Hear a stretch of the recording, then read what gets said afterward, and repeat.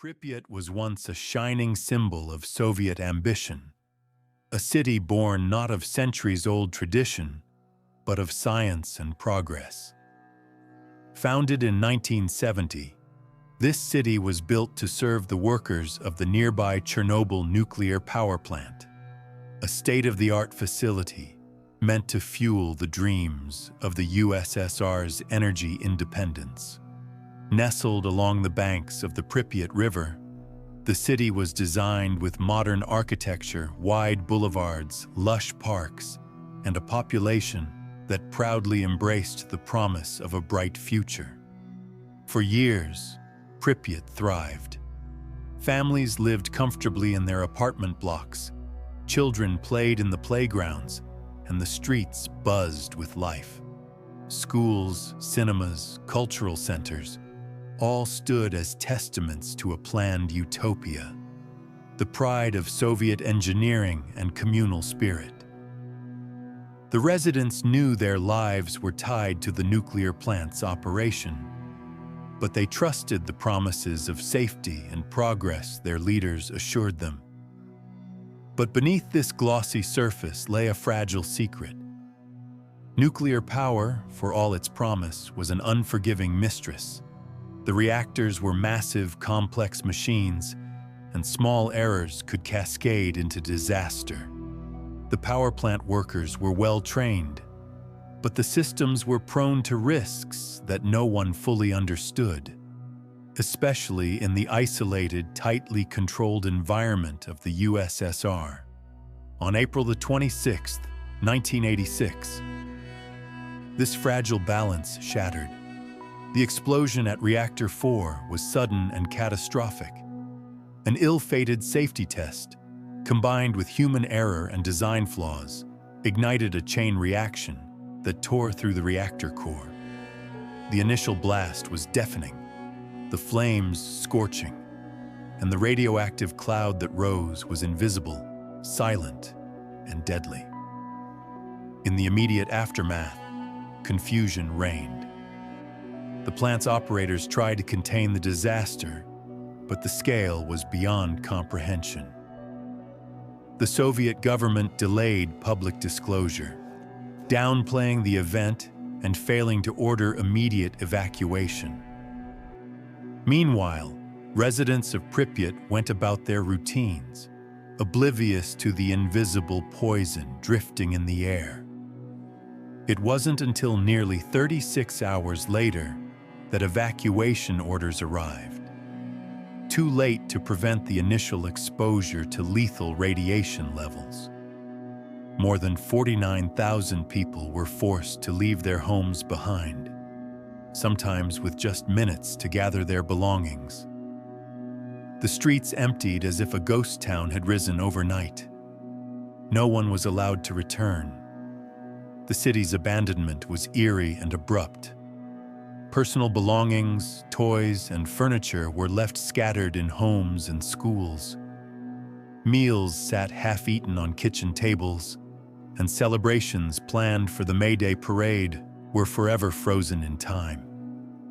Pripyat became a snapshot of sudden loss, a monument to human hubris and nature's merciless retaliation.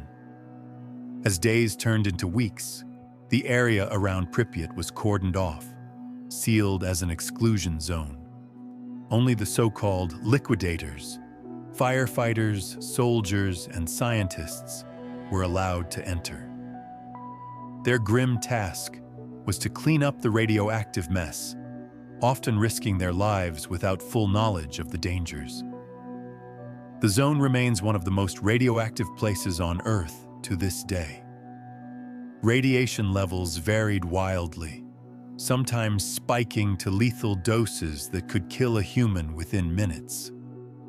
Decades later, the abandoned city still tells its story through decaying buildings, rusted playgrounds, and the haunting silence where vibrant life once flourished. But there's more to the story. Whispers of strange phenomena, ghostly sightings, and unexplained disappearances that have fueled dark rumors around Pripyat. Was the radiation the only danger? Or did something else linger in the shadows?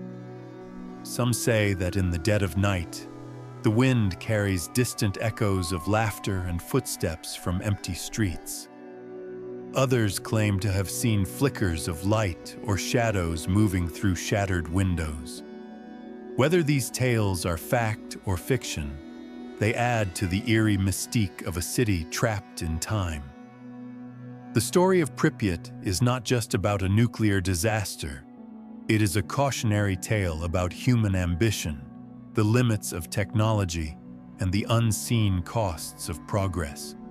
It is a reminder that nature, no matter how much we try to control it, can strike back in devastating ways. And for those who venture into the exclusion zone today, it's a journey into the heart of a frozen nightmare, where every corner whispers secrets of a world that once was, and warnings of what could happen if history repeats itself. After the explosion, the Soviet government scrambled to manage the catastrophe, but secrecy was their first weapon. The initial silence only deepened the mystery and horror that would unfold. Pripyat's residents remained unaware of the true scale of the disaster for nearly 2 days. Children went to school, families gathered for meals, and life continued as usual, even as radioactive particles drifted invisibly through the air. The city was a ticking time bomb, and no one knew it. The first signs of danger appeared as unexplained sickness among plant workers and local residents. Some reported headaches, nausea, and vomiting, classic symptoms of acute radiation syndrome. Yet the government's official line was one of calm and control. Meanwhile, the nearby city of Kiev, just 80 kilometers away, remained oblivious. Airborne radiation began spreading over large parts of Europe, but Soviet officials withheld information, fearing panic and international condemnation. On April the 27th, the evacuation order finally came. The announcement was sudden and chilling. You have 2 hours to gather your belongings and leave your homes. You will be away for a short time. For the 49,000 residents of Pripyat, this was the start of a permanent exile. No one realized then how permanent it would be. Buses and trucks lined up to ferry people away, but chaos and confusion ruled. Mothers clutched frightened children, elderly people moved slowly, and many left behind treasured possessions, photos, pets, heirlooms. The city's streets, once bustling with life, emptied into an eerie silence.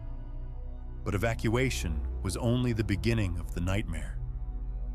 The fallout zone, the exclusion zone, was immediately established, spanning roughly 30 kilometers around the plant.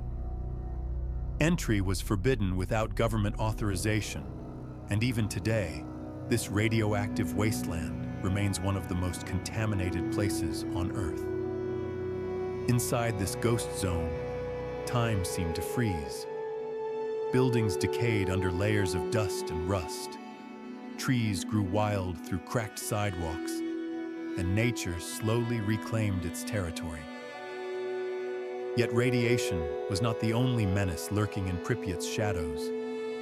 Stories began to emerge about strange occurrences. Some liquidators reported unexplainable noises, whispers carried on the wind, footsteps echoing in empty corridors. Others spoke of shadows glimpsed through broken windows or fleeting apparitions near the deserted amusement park.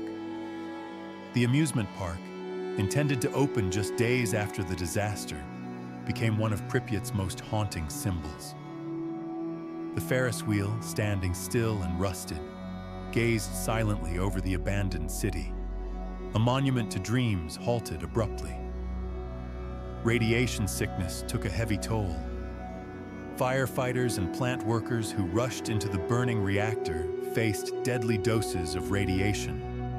Many died within weeks, while others suffered for years with severe illnesses. Their bravery, often unknown to the public at the time, saved countless lives by preventing a wider catastrophe. As international pressure mounted, the Soviet Union finally revealed the disaster's details. Countries across Europe scrambled to monitor radiation, and many imposed restrictions on food and travel. Despite the horrors, Pripyat became a grim magnet for researchers, journalists, and thrill seekers. The exclusion zone grew into a macabre playground for urban explorers and ghost hunters, all drawn to the silent city frozen in time. The environment itself began showing signs of change. Wildlife, strangely thriving in the absence of humans, flourished amid the radioactive ruins. Wolves, deer, and wild horses roamed freely where bustling streets once stood. Scientists debated whether radiation had harmed the ecosystem or paradoxically allowed nature to reclaim its space. Pripyat remains a powerful reminder of the dangers hidden beneath humanity's technological ambitions. Its empty schools, crumbling apartment blocks, and rusted playgrounds whisper stories of lives abruptly uprooted, promises broken, and a future forever altered. And as the sun sets over the silent city, one cannot help but wonder, what lessons have been learned?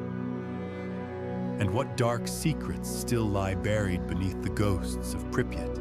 The days after the evacuation revealed the staggering scale of what had happened at Chernobyl and Pripyat. Cleanup crews, known as liquidators, poured into the exclusion zone. Their task was as desperate as it was dangerous: to contain the invisible enemy, radiation, that threatened all life around. These men and women came from all over the Soviet Union, often drafted with little training or warning. Some were soldiers, others were firefighters, engineers, and miners. They worked without proper protective gear, sometimes shoveling radioactive debris by hand or using bulldozers to bury contaminated soil. Many faced doses of radiation so high that their bodies would later betray the poison in the form of cancer or other deadly illnesses. Among the liquidators, stories circulated about horrifying conditions. One account spoke of workers whose skin blistered and burned while still on site. Others recalled being told to pour sand and boron over the reactor's core to smother the fire, sometimes with no protective masks. At night, some claimed to see eerie green glows emanating from the reactor remains, a ghostly reminder that the nuclear nightmare was far from over. Meanwhile, the city of Pripyat stood abandoned, a monument to loss and the power of nature. Once home to nearly 50,000 people, it had become a sprawling ghost town. Schools remained fully stocked, their classrooms frozen in time with books left open on desks and toys scattered on floors. Supermarkets stocked fresh food, now spoiled, untouched since the day the evacuation order was given. One of the most haunting sights was the hospital, where many radiation victims were treated. Medical staff worked around the clock to save lives, but with limited knowledge and equipment, many patients succumbed to radiation sickness within days or weeks. As the months passed, the Soviet government constructed the infamous sarcophagus, a massive concrete structure designed to encase the damaged reactor and contain its deadly radiation. This grim fortress stood as both a symbol of human ingenuity and a testament to catastrophic failure. In the years that followed, Pripyat's landscape continued to deteriorate. Nature crept in through broken windows, cracked roads, and empty buildings. Trees sprouted through sidewalks, and animals roamed freely where humans once lived. Despite the dangers, the exclusion zone has become a peculiar sanctuary for wildlife. Scientists have documented the return of species thought to have vanished from the area. Wolves, lynxes, and wild horses all now inhabit the zone. Their presence is both miraculous and a chilling reminder of the cost of humanity's hubris. Tourists and researchers from around the world began to visit the zone under strict supervision, eager to witness the frozen city and understand the disaster's legacy. Yet the experience is sobering.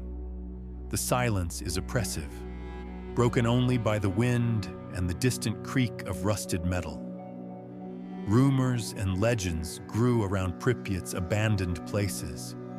Tales of phantom lights, unexplained noises, and shadowy figures stalking the ruins added layers of mystery and fear. While many dismissed these stories as folklore or the product of overactive imaginations, they contribute to the city's eerie reputation.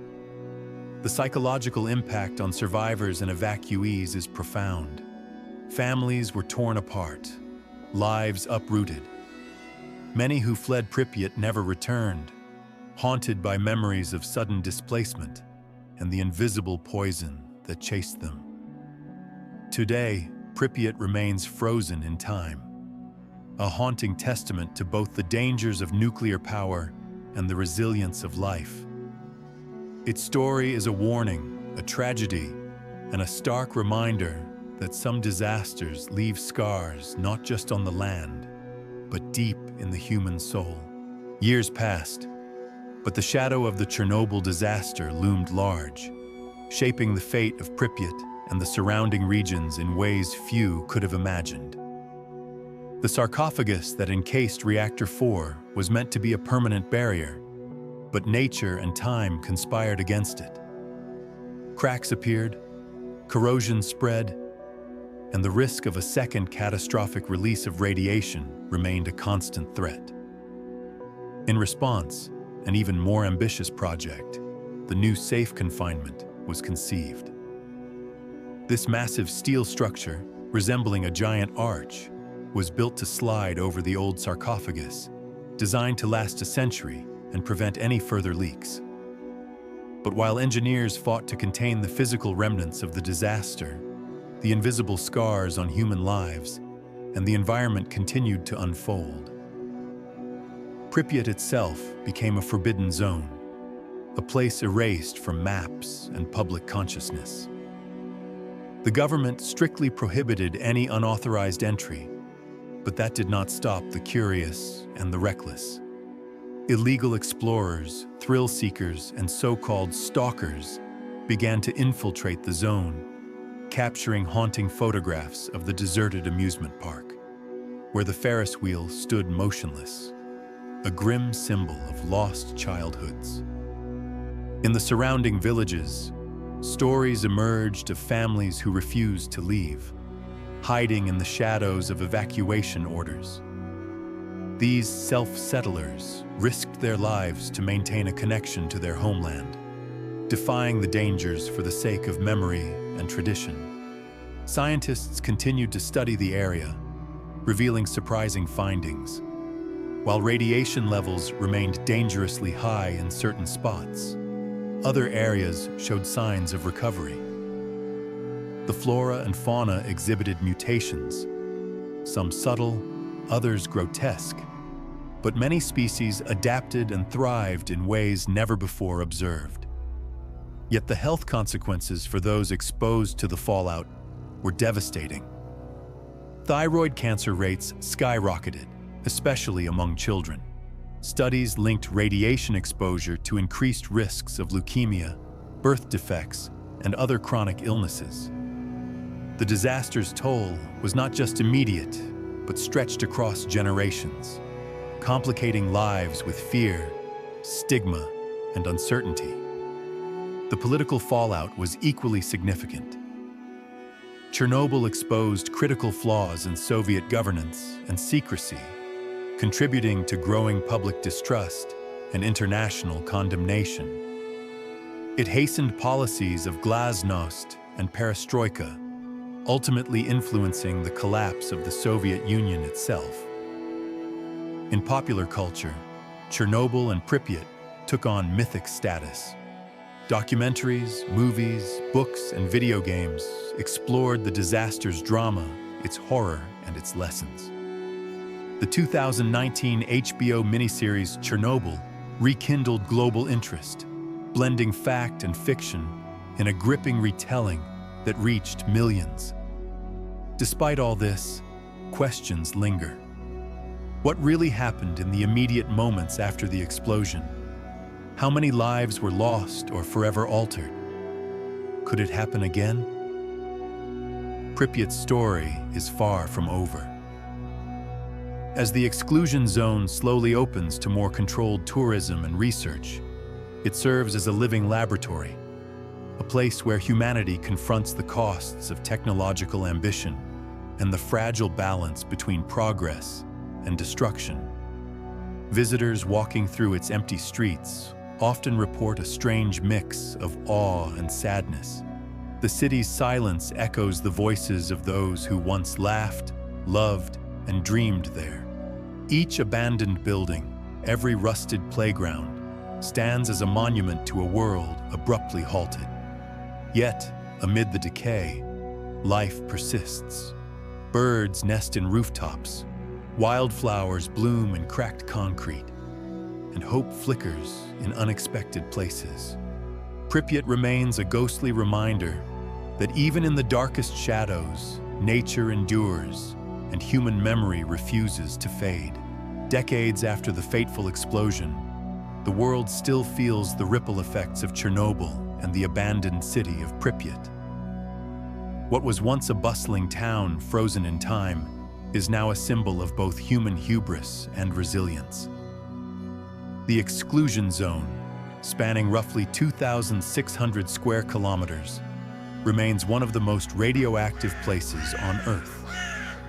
Officially off-limits to permanent residents, it nonetheless draws scientists, journalists, and an increasing number of tourists seeking to witness the haunting ruins firsthand.